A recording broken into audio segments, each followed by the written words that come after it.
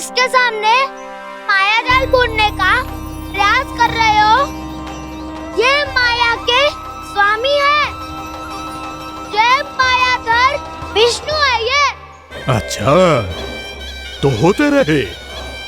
मैं तो इनकी हत्या करने आया हूँ और हत्या करके ही जाऊंगा। जाओ आप सखाओं को बचाओ, मैं इनका सामना कर लूंगा। पर कान्हा, अभी आप ही ने तो कहा था माया का स्वामी हूँ मैं।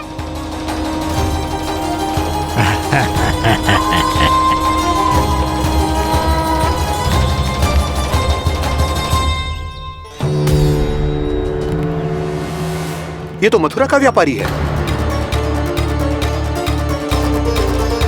इसको अर्थ वो जो था वो सच में छलिया हो तो कहीं वो नंदमोहन तो ना पहुंच गो। हमें शीघ्र ही गांव जाना पड़ेगा और सबको सावधान करना पड़ेगा। चल।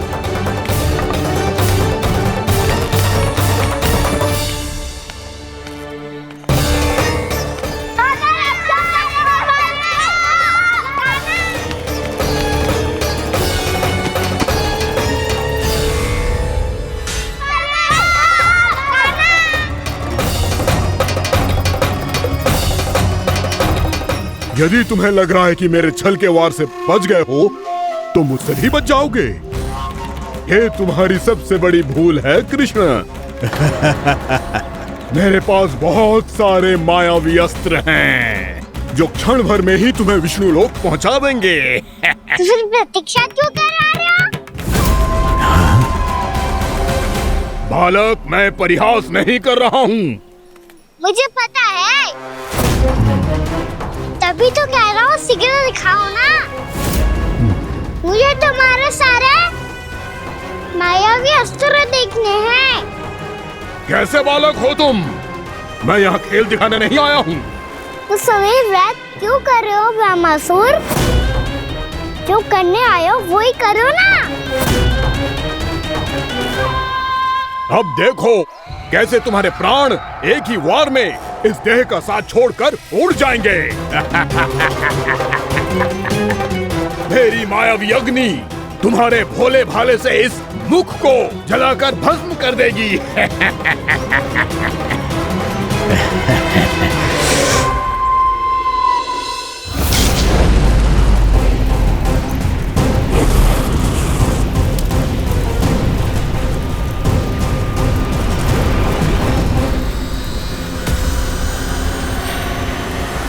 कह रही हो ब्रह्मासुर? बोला बाला तो दिखता हूँ मैं। भैया भी यही कहती है।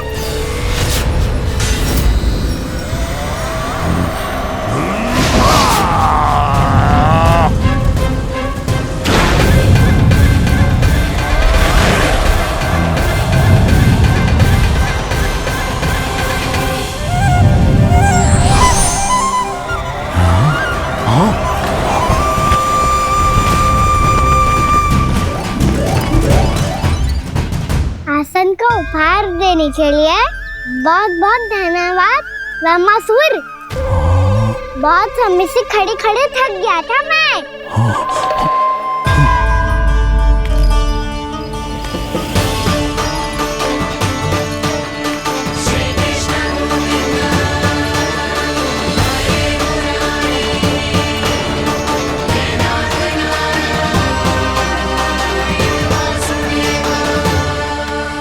अगला अस्त्र दिखाओ ना। तुम्हारी यही जिज्ञासा आज तुम्हारा अंत करने में सहायक बनेगी मूर्ख बालक।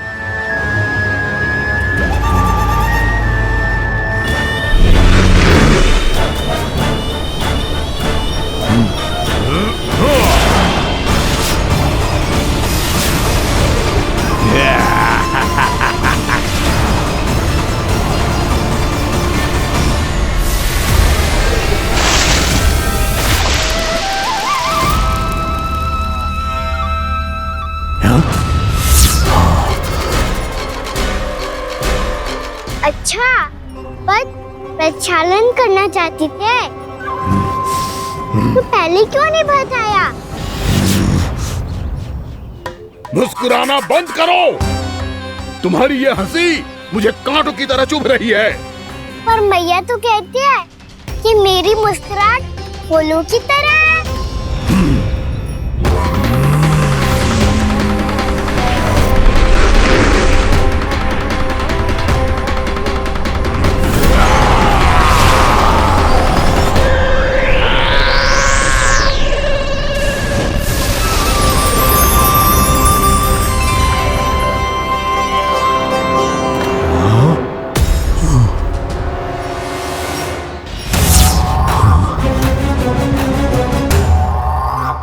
कहा था ना मेरी मुस्कुराहट बिल्कुल इन्हीं फूलों की तरह है।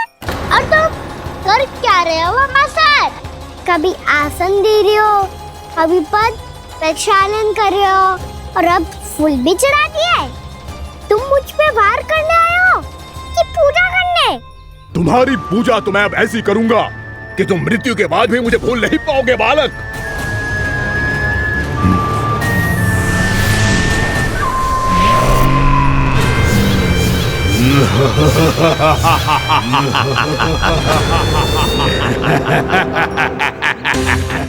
कान्हा, ये चट्टान तो मुझसे हिल ही ना रही।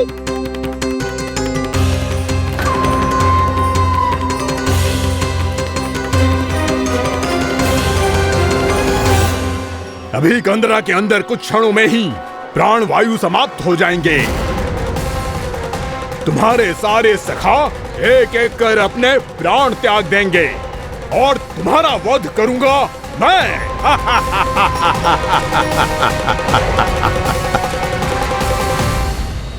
अरे सब जन बच के रहना। छलिया आया हुआ है वृंदावन में। अरे छलिया आ गया है। वृंदावन में मायावी छलिया। अरे क्या हुआ? कौन छलिया? मायावी छलिया सबको छलता है वो। हाँ, कुछ भी कर सके है वो। बहुत भयानक। अरे भानु ठहर जरा, क्या हुआ? बहुत भयानक है वो, बच के रहना सब लोग। अरे भेष बदल ले तो है वो। हाँ। क्या हुआ? छलिया है वो। अरे मेरी बात तो बताओ। रानी भाभी, रानी भाभी, कान्हा घर पर ही है ना? ऐसे भड़बड़ा क्यों रहे हो? कोई भूत देख लियो है क्या? भूत ना भाभी, छलिया से भेंट हो गई। सच्ची का मायावी छलिया है भाभी। क्या उल्टा सीधा बोले जा रहे हो? ठीक से बताओ। अब बोलो भी। वो कान्हा के पीछे पड़ो है वो। मेरे लल्ला के पीछे? हाँ रानी भाभी, हमारे अचेत होने से पहले हमने उसे ये कहते सुना था कि वो वृंदावन आने वाला है कान्हा से मिलने। हे नारायण, मेरे कान्हा की रक्षा करना। जसोदा जी, मायावी छलिए से बचना बालकों के बस की बात ना है। जीजी, बालक वन में अकेले हैं।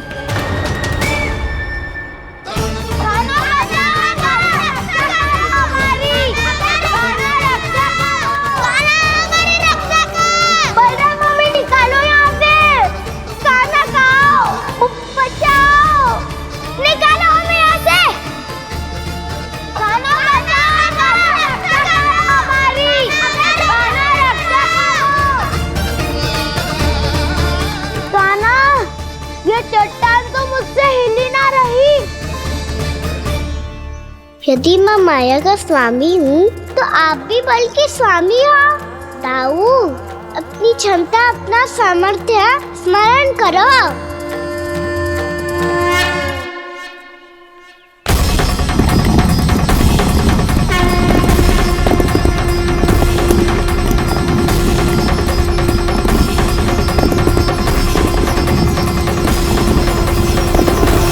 इससे पहले कि वो कंदरा का द्वार खोल के तुम्हारे सखाओं को बाहर निकाले, मैं तुम्हारे प्राण ले लूंगा कृष्ण।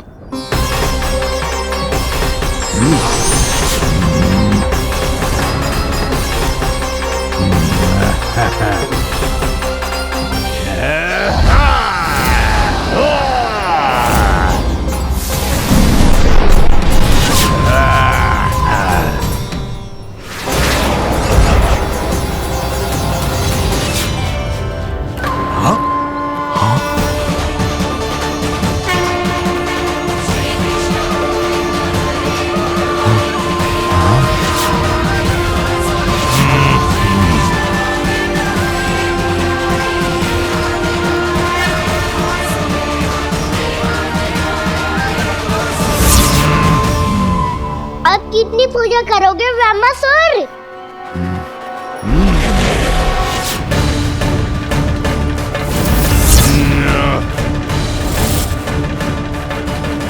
प्रभु तो खेल खिला रहे हैं इससे, और ये खेले जा रहा है विवश होकर, उनकी माया से बाध्य होकर।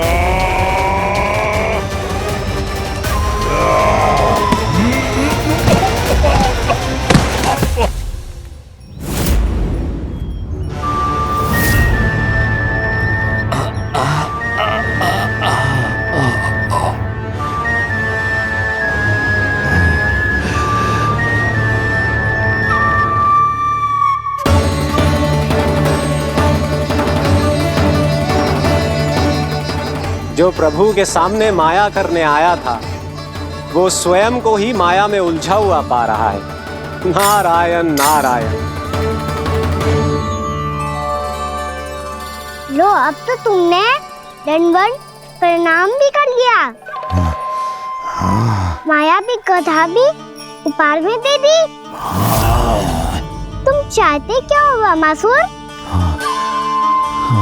मेरी शरण में आना है क्या?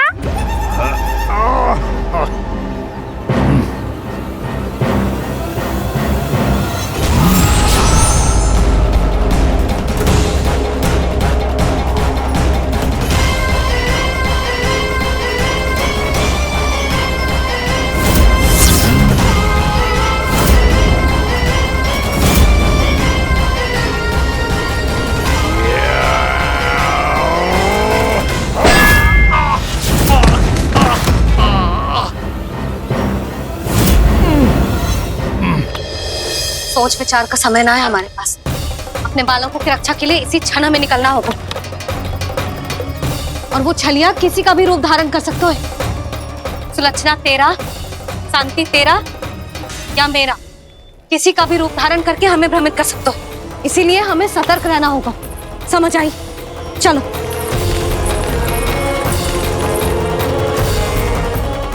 अभी भी समय है ब्रह्मासुर, समझ जाओ। यदि मैया आ गई तो बात गड़बड़ हो जाएगी।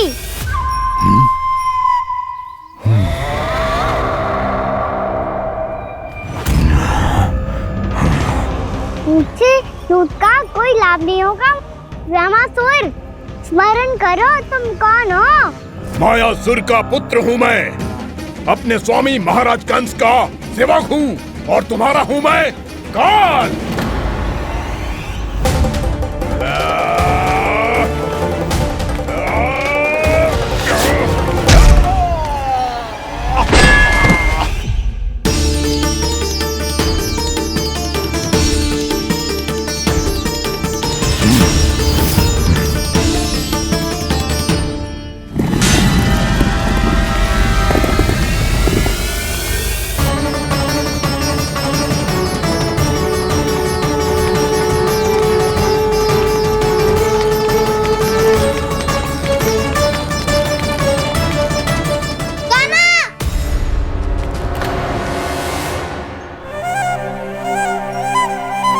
बाबा कहते हैं दुष्टों को पहले बातों से समझाना चाहिए, फिर भी ना माने तो अस्त्र ना उठाना दृढ़ता होती है।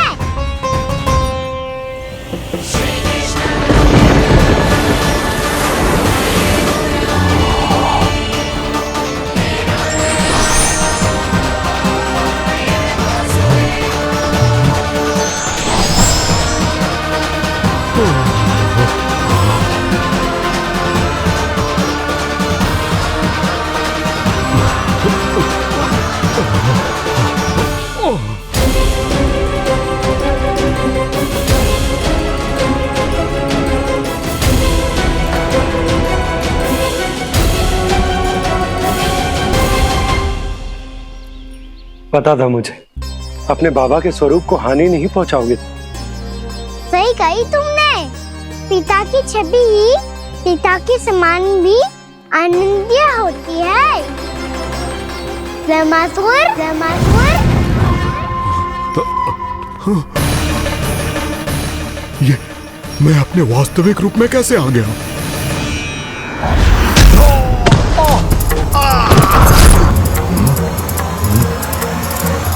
मेरे बाबा का स्वरूप नहीं लेना चाहिए था तुम्हें। मैया ने सिखाया है भूल को क्षमा किया जा सकता है, पर जानबूझ के किए गए अपराध के लिए दंड ही एकमात्र निकाल होता है। ये बार बार अपनी मैया का नाम ले रहा है। यदि मैं वो स्वरूप लूं तो अपनी मैया पर वार नहीं कर पाएगा ये।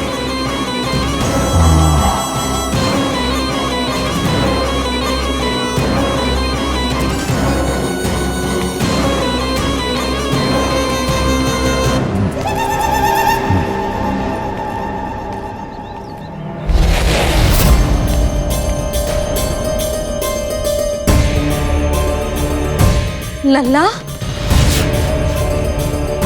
मैं तेरी मैया हूँ, अपनी मैया को मारेगा? बच गया।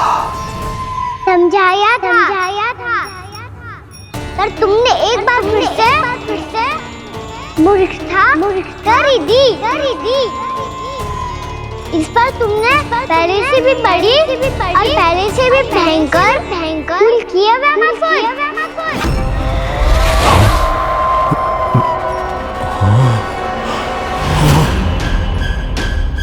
ये क्या हो रहा है मुझे?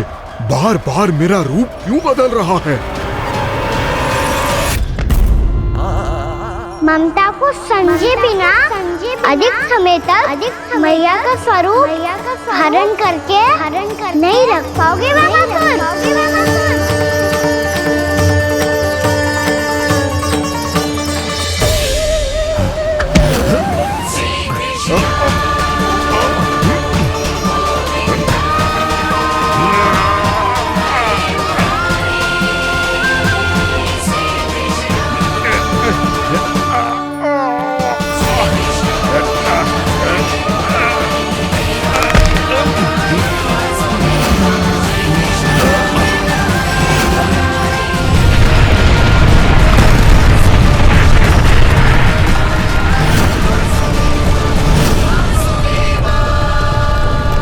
प्रभु के क्रोध से धरती भी कांपने लगी है।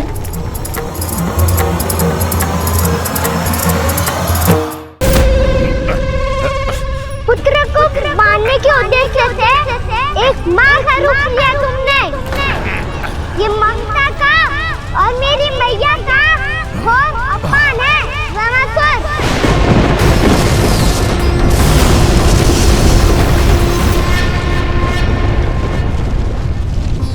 इससे पहले इस असुर के कारण निर्दोष प्राणियों का कोई अहित हो, मुझे कुछ करना होगा।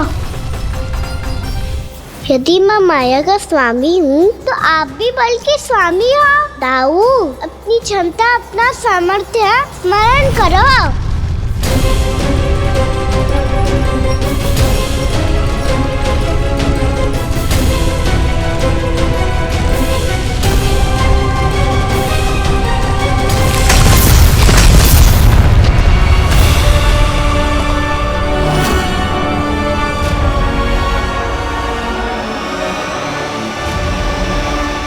अद्भुत बल दाऊ, अद्भुत। अपने बल का उचित प्रयोग करके आपने प्राणियों को हानि होने से बचा लिया और ये भी सिद्ध कर दिया कि इस युग में आपसे अधिक बलवान और कोई नहीं होगा। आज से आप बलदेव के नाम से भी जाने जाएंगे। आज से आप बलदेव के नाम से भी जाने जाएंगे। आपके चरणों का ये चिन्ह युगों युगों तक आपके बल की कथा कहता रहेगा। बलराम का चरण चिन्ह।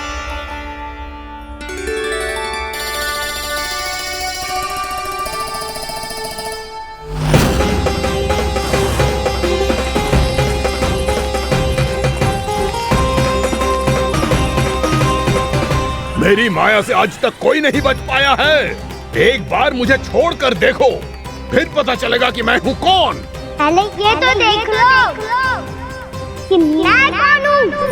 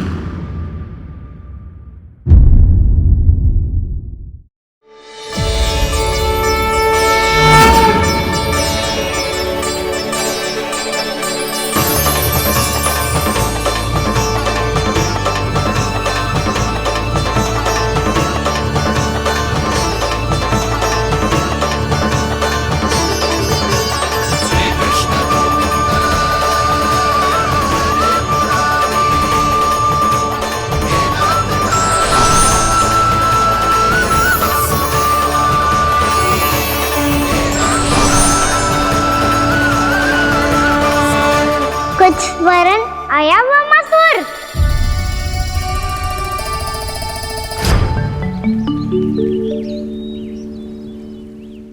बहुत समय पहले की बात है, बहुत बड़े भूमाकर राज करते थे तुम्हें महान राजा भीमम के नाम से जाना जाता था। सब कुछ था तुम्हारे पास, पर शांति नहीं थी।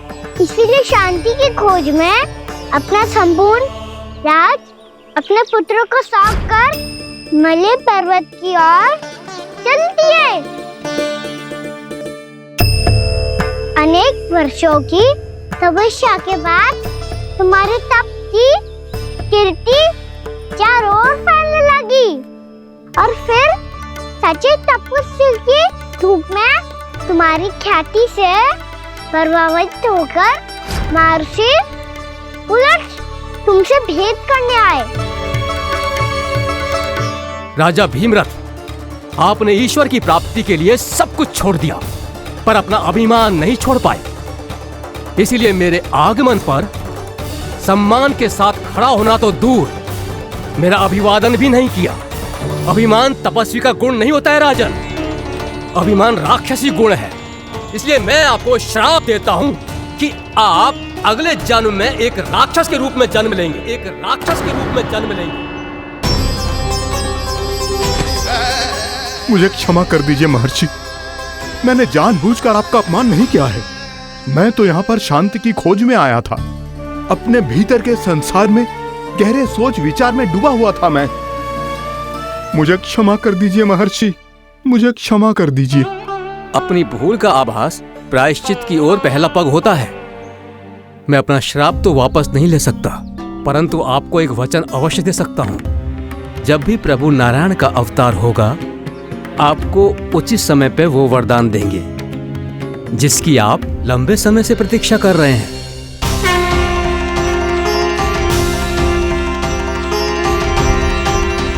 प्रभु, आपने मेरी आंखें खोल दी। अब मुझे पता चल गया है कि आप कौन हैं और मैं कौन हूँ। इसलिए आप मुझ पर कृपा करके अपने चरणों में स्थान दे दीजिए। मुझे वो शांति प्रदान कीजिए जिसकी खोज में मैं वर्षों से भटक रहा हूँ। शांति तो मोक्ष में ही है, इसीलिए मैं तुम्हें मोक्ष का वरदान देता हूँ।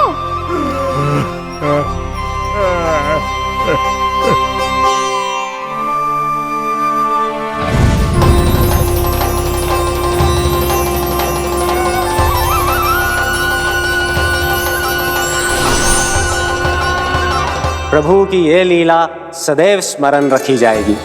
इस स्थान को इनका आशीर्वाद मिलेगा और इस कंदरा को व्योमासुर की कंदरा के रूप में पहचाना जाएगा। भविष्य में अनेक ऋषि मुनियों की शरण स्थली बनेगी ये कंदरा।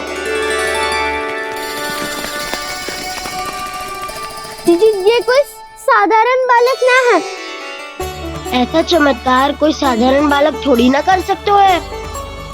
तुम सत्य कह रहे थे बलराम। कान्हा सच्ची में भगवान ही है। तभी तो सब देवता इसे बसाने और इसकी ओर से युद्ध करने आते हैं। तुम सब ऐसे आंखें फाड़ के क्यों देख रहे हो मुझे?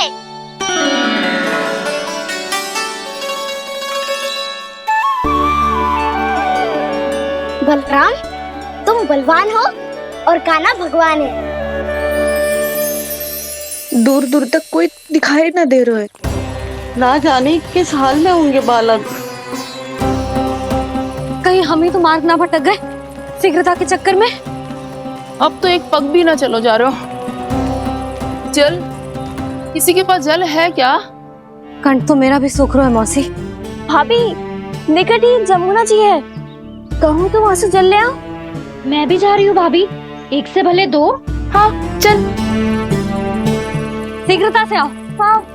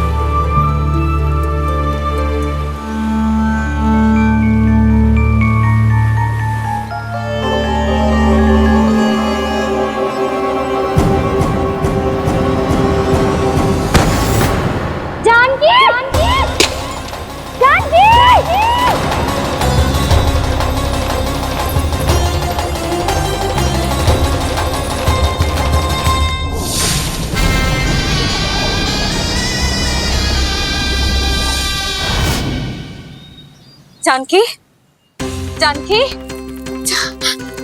क्या होगा इसे? देखो ना जी, अब छलिया की सूचना मिलते ही हम सब बालकों को ढूंढने चली गई और ढूंढते ढूंढते सबको बहुत प्यास लगी आई जी। तो जानकी जमुना जी की नदी से जल लेने गई और उसने जमुना जी का पानी पिया और उसकी जेदशा हो गई। बालक कहाँ है? वो ठीक तो है ना? ऊपर से सब ठीक है, पर भीतर से बहुत भयभीत है सब। जानकी तो बिल्कुल नीली पड़ गया है। लग तो है विष फैल गया है इसको पूरे तन में। मथुरा के सर्वश्रेष्ठ विदेह जी को बुलाए गए हैं उसके उपचार के लिए। जैसे ही इसने जल को मुंह से लगाया, जे गिर पड़ी। चटपटाने का अवसर भी ना मिलो। हाँ वैद्य जी, और निकटी मृत पशु भी पड़े हुए थे। हाँ, मैंने भी अस्थियां देखी थी। इसका तो यही अर्थ हो सकता है कि समस्या वहाँ के जल में ही हो। वैद्य जी, आप रोगी की नाड़ी पे ध्यान दो ना। जे गोपिया क्या कह रही है उसे सुनने की आवश्यकता ना है। जब तक विष के कारण का पता नहीं चल जाता, हम उपचार कैसे कर सकते हैं रानी जी? जी, वो निकट ही यमुना जी में एक विशेष क्षेत्र है। जे सब उसी के जल की बात कर रहे हैं। तब तो ऐसा भी हो सकता है कि किसी विषैले सर्प के काटने का प्रभाव हो। पर सर्प के काटने का चिन्ह ना है उसके तन पे। सर्प जब काटता है तब उसके दांत के चिन्ह बन जाते हैं। मुझे पता है, बड़े बड़े सर्प को काटते हुए देखो है मैंने। एक दिन अब बस कर उज्जवल, ये बड़ी बड़ी हाँकने का समय ना है। पर यदि सर्प ने ना काटा है, फिर जानकी की ये दशा किसने की? अवश्य किसी राक्षस ने की होगी। नाना, कोई विषैला पशु भी तो हो सकता है। यह अवश्य किसी माँ विषैले सर्प के विष से हुआ है। सर्प ने भले ना काटा हो, लेकिन यह अवश्य ही किसी महाविषैले सर्प के विष के कारण हुआ है।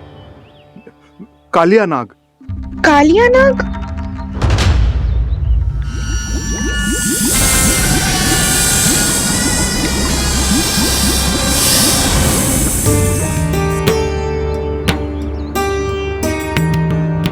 संकेतों से तो ऐसा लगता है कि जानकी ने कालिया नाग के क्षेत्र के विशाल जल पी लियो है। कालिया नाग एक लोक श्रुति है, कल्पना में गढ़ी हुई एक कथा। और कछु न है। हमें जाके पता लगाना पड़ेगा। पर हमें वहां जाने से मना किया है ना बड़ों ने। उज्जवल सही कह रहे हो है। इस समय जानकी के स्वार्थ से अधिक महत्वपूर्ण और कछु ना है। जानकी हमारे लिए ही जलाने गई थी जी, ना मैं उसे जाने देती ना जैसा वो तो। वैद्य जी आप शीघ्र कछु करो, कैसे भी कछु भी करो, पर इसके प्राण बचा लो। यशोदा, धैर्य रखो, श्री नारायण पर विश्वास रखो, वो सब ठीक कर देंगे।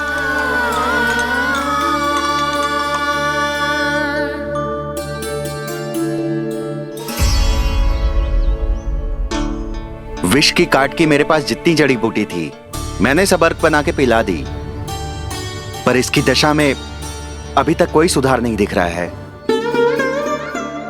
यह अंतिम जड़ी बूटी है, अगर इससे भी चमत्कार नहीं हुआ तो फिर जो नारायण की इच्छा।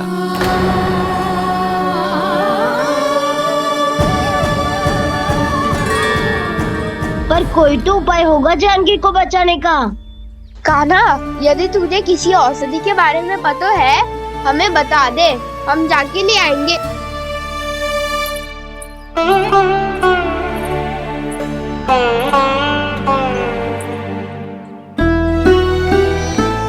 हे नारायण, हे प्रभु, मेरी जानकी के प्राण बचा ले प्रभु। क्या तो मैं अपने आप को कभी क्षमा न कर पाऊंगी। ये सारी मेरे ही कारण बनाई थी। उसकी रक्षा करो प्रभु, मेरी पुकार सुनो। कान्हा, तूने हमें बत्तासुर से बचाया था ना, और बकासुर से भी तो, और छलवे से भी तो तूने ही बचाया था ना हमें।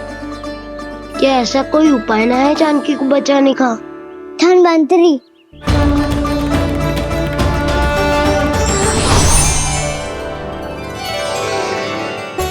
मैं आ गया हूं प्रभु, चिंता मत कीजिए, आपके आदेश का पालन अवश्य होगा। यशोदा मैया,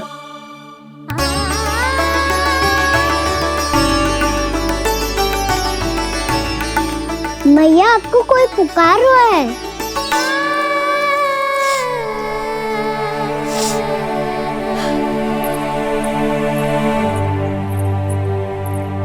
चिंता मत करो मैया, अब धन्वंतरी जी आ गए हैं, वो सब संभाल लेंगे। धन्वंतरी जी कौन है? जिन्होंने संसार का आयुर्वेद दिया, आरोग्य के देवता, वे श्री नारायण के अवतार।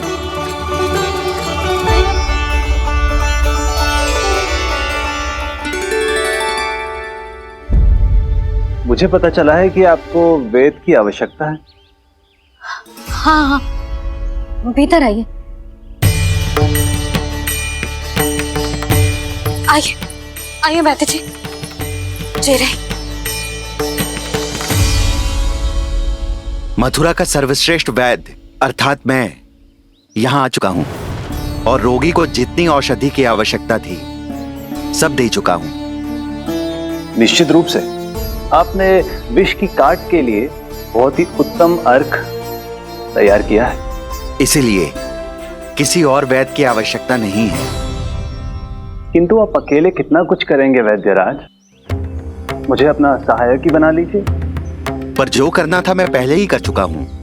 हाँ, वो तो आप कर चुके हैं, बस रोगी के तन से विष निकालना शेष है ना वैद्यराज? हाँ हाँ, बस वही शेष है। इनके रक्त को विष रहित करने में मैं आपकी सहायता करूंगा।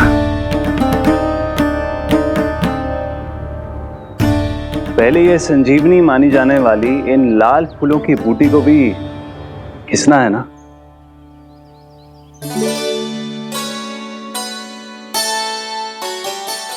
हाँ हाँ, तुम सही कह रहे हो, इसे अच्छे से घिसो।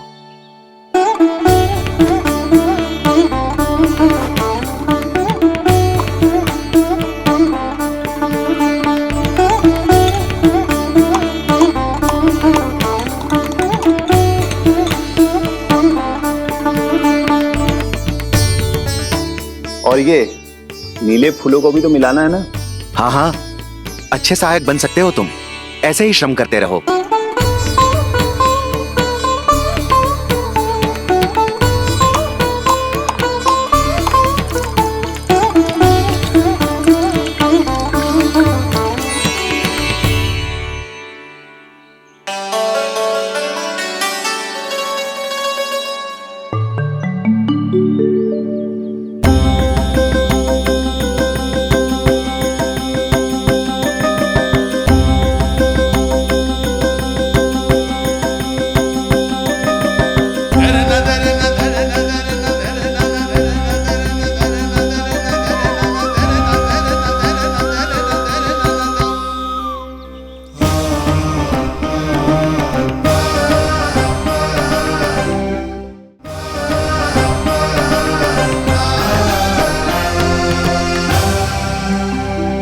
जानकी स्वस्थ तो हो जाएगी ना धन्वंतरी जी?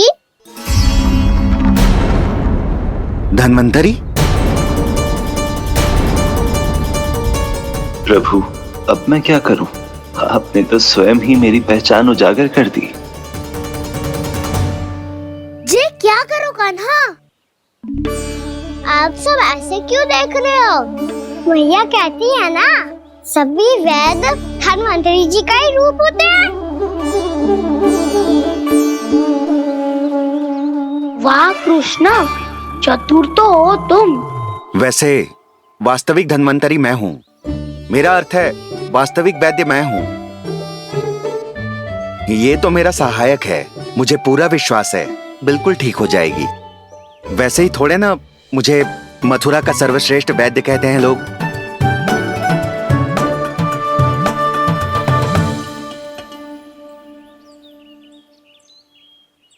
जसोदा भाभी, जसोदा जी, जानकी को चेतना आ गई। जानकी,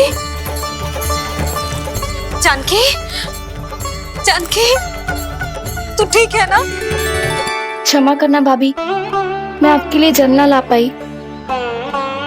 बस बहुत भूख लगी है। मैं अभी कछु लाती हूँ। जानकी माखन खाओगी?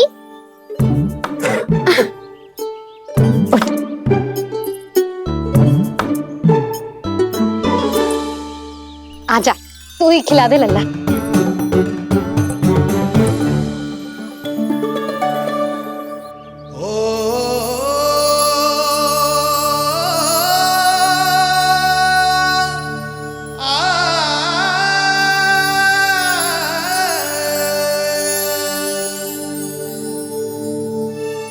तुम सब मेरे लल्ला को माखन चोर कहती हो ना? आज देखो, अपना ही माखन जानकी को खिला रहे है।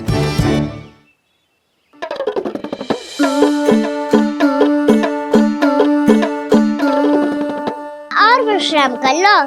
सदैव तुम हम सबकी सेवा करती हो, आज मैं तुम्हारी सेवा करूंगा। जानकी की जिज्ञासा तब हुई जब जय यशोदा काकी की सेवा कर रही थी, और अब देखो स्वयं भगवान ही इसकी सेवा कर रहे हैं। जानते हो इससे क्या सिद्ध होता है? जो भी यशोदा मैया की पूजा करेगा, अर्थात अपने माता पिता की सेवा करेगा, उनके साथ सम्मान से व्यवहार करेगा, ईश्वर स्वयं उसका ध्यान रखेंगे। कभी धन्वंतरी के रूप में तो कभी स्वयं कान्हा के रूप में। भक्त और भगवान का देखो कैसा ये अनुराग, स्वयं करे सेवा प्रभु, अद्भुत गोपी का भाग्य। प्रभु इन सब पृथ्वीवासियों से कितना घुल मिल गए हैं।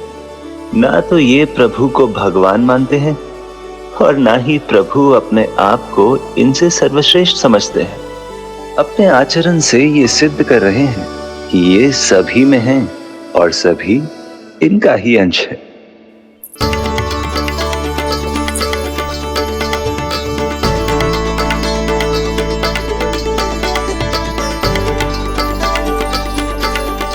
प्रभु, अब मुझे जाने की आज्ञा दीजिए।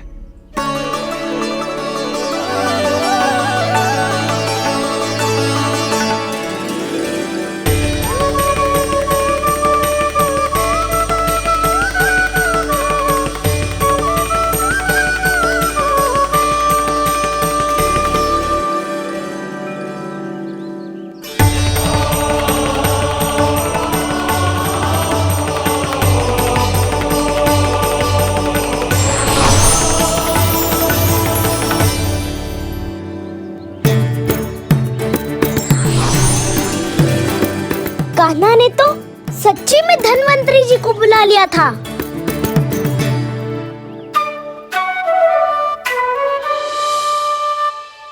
जब से कान्हा का जन्म हुआ है ना, मैं तब से देख रही हूँ, तब से हम पे कोई भी संकट आती है ना, तो अचानक से कोई अपरिचित हमारी सहायता करने आ जाता है। और जाते समय कान्हा की आज्ञा लेके जाते है, और कभी कभी तो इसे प्रभु बोल के जाते है। बाबा संभालो।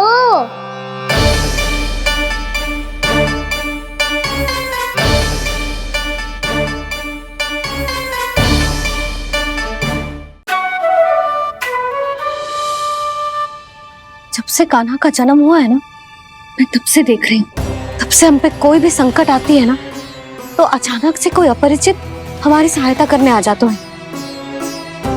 और जाते समय कान्हा की आज्ञा लेके जाते हैं, और कभी कभी तो इसे प्रभु बोल के जाते हैं।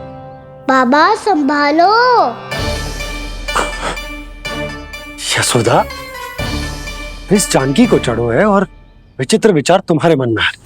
अरे सब जानते हैं कि हमारा परिवार राजसी, तुम्हें पता ना चलता हो वो, पर हमारे कान्हा को सब राजकुमार ही समझते हैं देखकर। इसीलिए उसे सम्मान देने के लिए सब ऐसा ही करते हैं, और कोई बात ना है।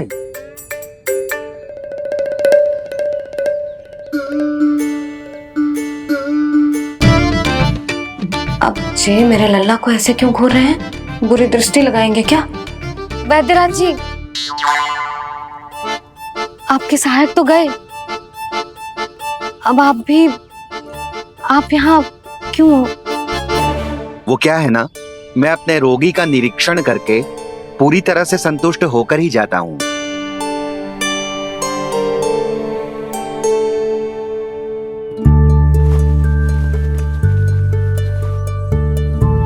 हाँ, संकेत तो अच्छे हैं, कल सुबह तक बिल्कुल ठीक हो जाएगी। धन्यवाद वैद्य जी।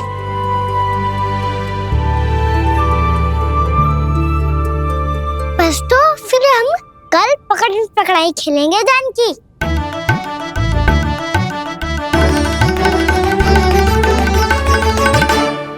भानु, बंसी, जाकर उस क्षेत्र के चारों ओर बाड़ बनवा दो और वहां सूचना पट्ट भी लगा देना, ताकि जानकी के साथ जो हुआ है वो किसी और के साथ ना हो। शीघ्र जाओ। जी ठीक है।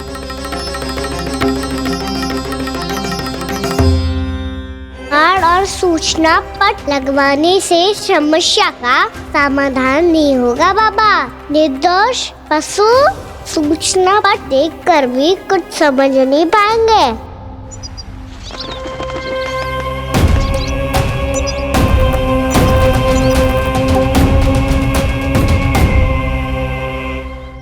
तो तुम्हारे कहने का अर्थ यह है कि व्योमासुर मारा जा चुका है, और वो बालक अब भी जीवित है। हाँ महाराज, मैंने गोप बालकों को कहते सुना था कि कृष्ण ने छलिया को मोक्ष दे दिया है, पर वृंदावन सुरक्षित नहीं है महाराज। वो एक बहुत बड़ी समस्या से जूझ रहे हैं। कैसी समस्या? गांव के निकट क्षेत्र में किसी विषैले सर्प का निवास है। उसके विष का प्रभाव इतना भयानक है महाराज, जैसे विष ना हो, स्वयं हलाहल हो। मेरी कोई भी औषधि रोगी का उपचार नहीं कर पा रही थी। निकट के क्षेत्र में कहाँ है वो सर्प? गोप मानते हैं कि वो सर्प गांव के निकट यमुना नदी के जल में रहता है।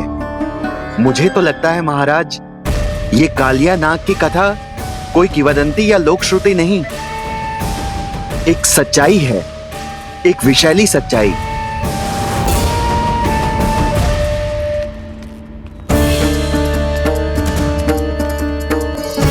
कालिया का सामना करने का समय आ गया है, पर उससे पहले मुझे बुलाना होगा उन्हें।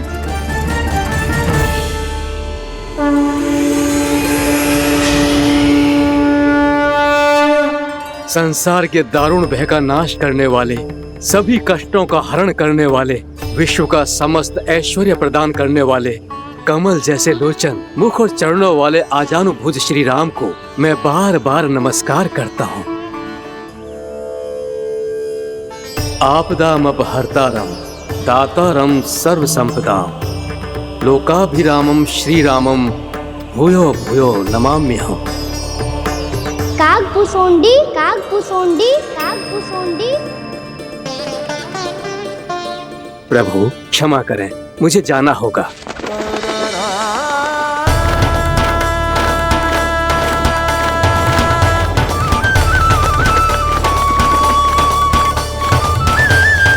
प्रणाम प्रभु। अनेक बार मैं आपके दर्शनों के लिए आया प्रभु। कभी नंद भवन के झरोखों से आपके दर्शन करके चला जाता था, तो कभी दूर किसी वृक्ष की आड़ से आपको निहार लिया करता था। आज आपने स्वयं मुझे बुलाकर धन्य कर दिया प्रभु।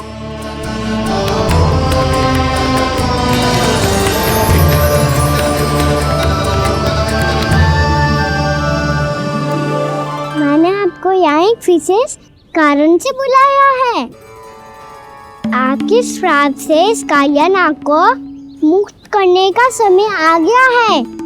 ये तो बहुत ही उत्तम समाचार है प्रभु। इतने वर्ष बीत गए, मुझे आज भी स्मरण है वो दिन जब मैंने उन्हें श्राप दिया था। अपने क्रोध पर नियंत्रण खोकर बहुत बड़ी भूल कर दी थी मैंने प्रभु। बीती हुई घटनाओं पर दुखी होके कोई लाभ नहीं है। हमें भविष्य की ओर देखना होगा।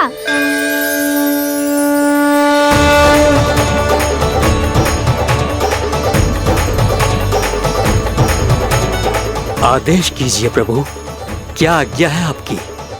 जब मैं कालिया नाग का सामना करने जाऊं, तो आप यहीं रहेगा। आपको अपने आप पता चल जाएगा कि कब क्या करना है। और हाँ, लौटते जाते समय नारद मुनि से कहिएगा, वो आकर मुझसे भेंट करे। अवश्य प्रभु, प्रणाम। क्या इसने सच्ची में देवर्षि नारद को बुलाया है? नारायण नारायण। आपको संदेश भेजने की आवश्यकता नहीं थी, आप स्मरण करते और मैं चला आता। तुम्हारा कल्याण हो नारद।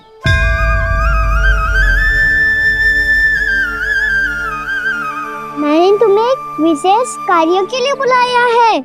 आज्ञा दीजिए प्रभु। तुम्हें एक बार फिर कंस से भेंट करनी होगी। विचार कीजिए महाराज, क्या आप बिना किसी शंका के कह सकते हैं कि कौन सी पंखुड़ी पहली है और कौन सी आठवीं? उस दुष्ट से भेंट करना स्वयं कीचड़ में उतरने के समान है प्रभु। कमल पुष्प प्राप्त करना हो तो कीचड़ में उतरना पड़ता है नारद।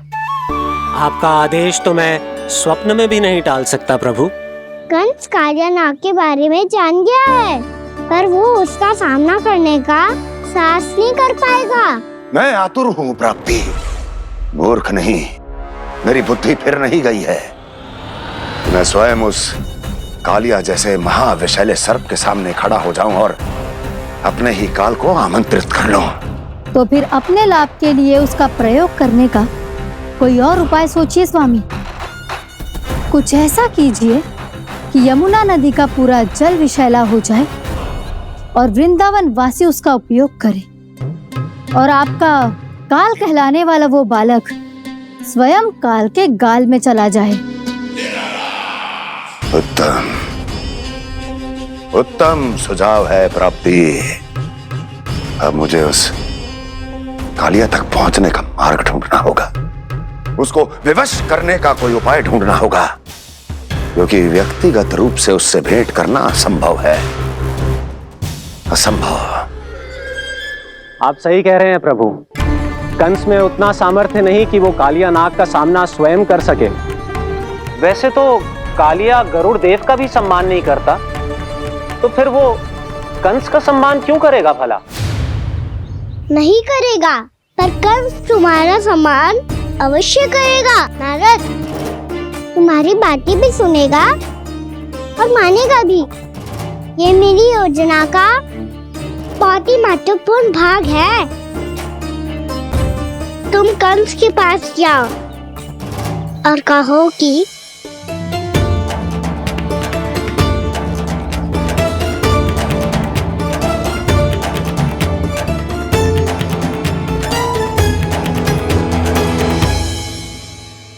संतान अपने माता पिता को तीर्थ का सौभाग्य दिलाती, और मेरा लल्ला कितना महान कि उसने हमारे घर को ही तीर्थ बना दिया।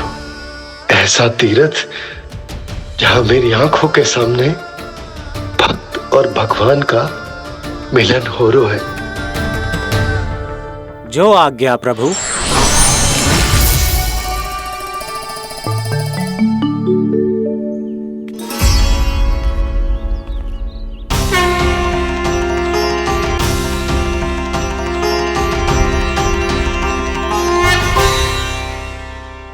बाबा कान्हा, ये सब क्या चल रहा है? पहले काग भुसुंडी जी और फिर जी नारद जी। क्या योजना बना रहे हो तुम?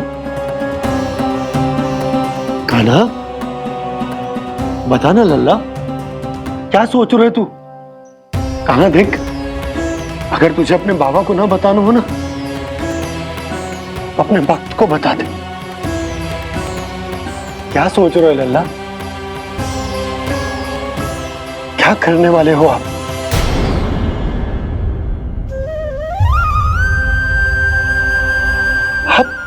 आप इतने दुखी क्यों हो? कान्हा, कान्हा क्या होगा? क्योंकि मुझे आभास हो गया है बाबा, समय आने वाला है। कौन सा समय आने वाला है लल्ला? शीघ्र सब कुछ बदलने वाला है। भैया को मेरा सत्य पता चल जाएगा बाबा।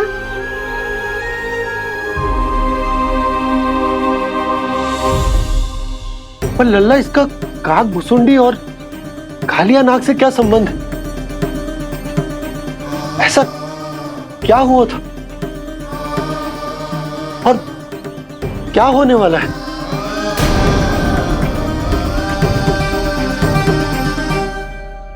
जो होने वाला है बाबा, उसका संबंध उससे है जो सैकड़ों वर्ष पहले हुआ था।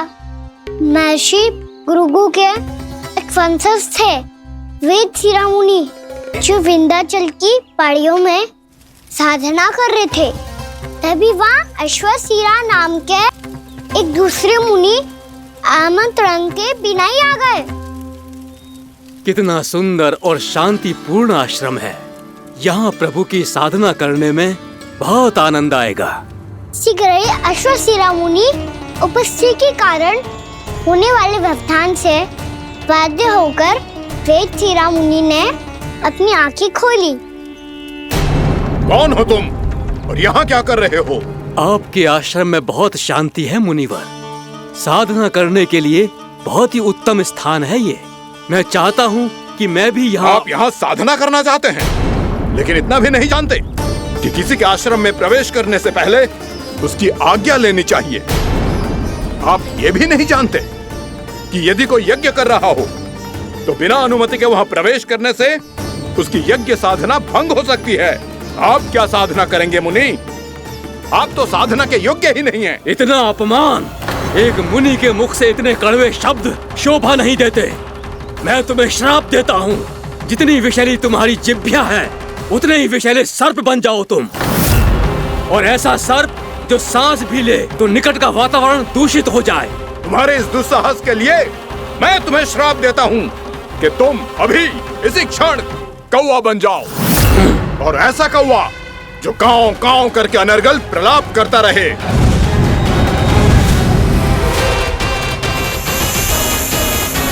ये मैंने क्या किया? ये मैंने क्या किया? क्रोध के कारण दोनों ने एक दूसरे को श्राप दे दिया।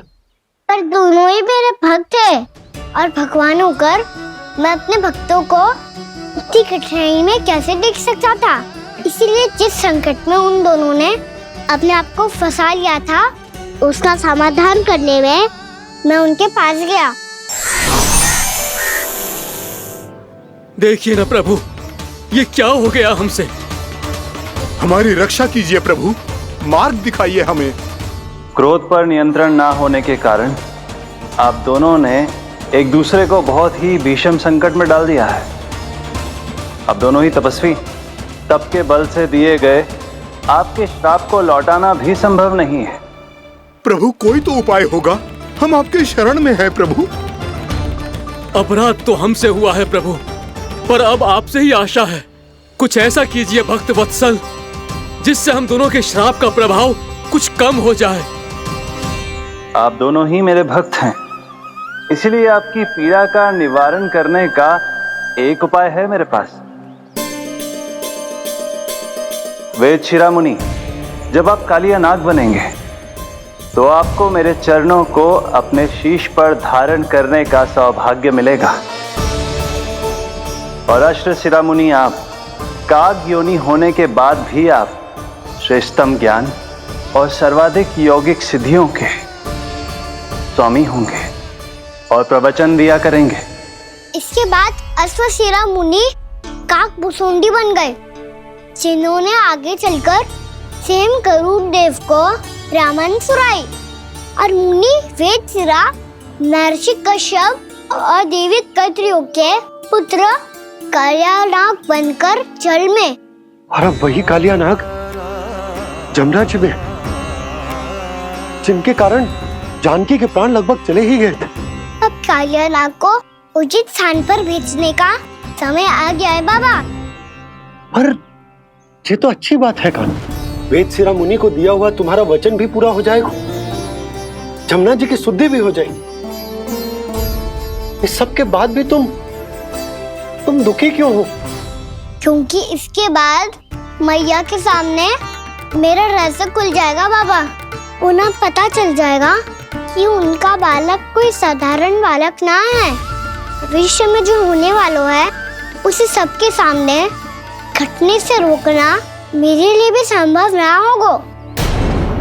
मैया को सब पता चल जाएगा। क्या पता चल जाएगा रे मुझे?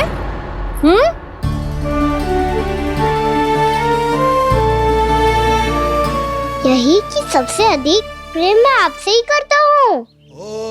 अब बस भी कर, चलो भोजन के लिए बुलाने आई थी तुम दोनों को। भूखा थोड़े ना रहने दूंगी अपने लल्ला को, मेरा लल्ला दुर्बल हो जाएगा ना। आप खिलाओगे तो ही खाऊंगा। हाँ ठीक है, मैं ही खिलाऊंगी। अब चल, आओ जी चल।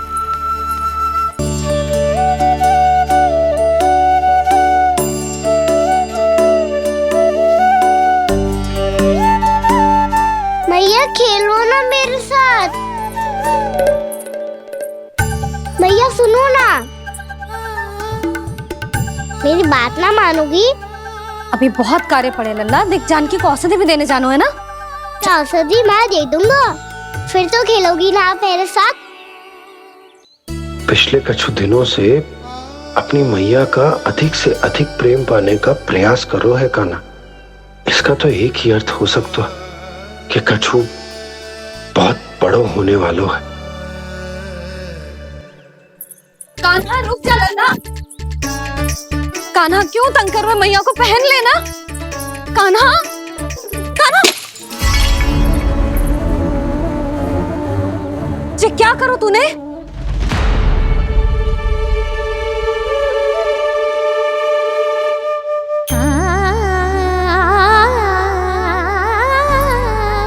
अच्छा ठीक है, अब मुंह लटकाने की आवश्यकता ना है। ये ले।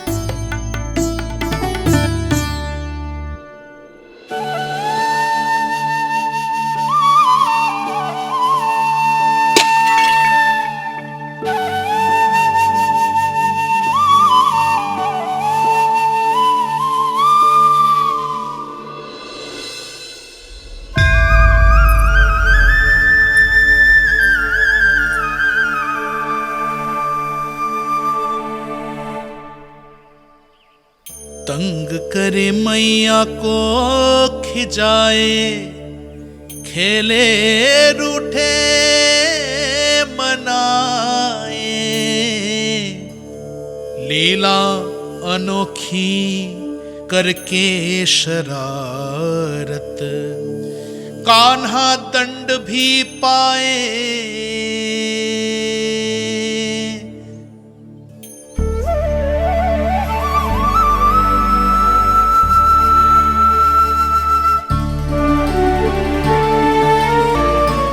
रूठना मनाना, खेलना खिलाना, पहले शरारत करके क्रोध दिलाना और फिर क्षमा मांग लेना, ये सब जानबूझकर कर रहे है कन, जैसे जीवन भर के लिए अपनी मैया की ममता को अपने हृदय में समेट कर रखना चाहते हो।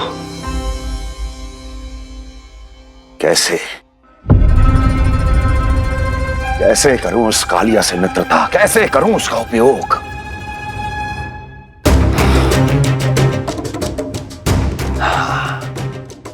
उस पर आक्रमण कर देता हूं और उसे किसी ना किसी तरह से यह विश्वास दिला देता हूं कि यह आक्रमण उस विष्णु अवतार ने किया है। फिर वो क्रोध में आकर सारे वृंदावन वासियों को अपने विष से समाप्त कर देगा।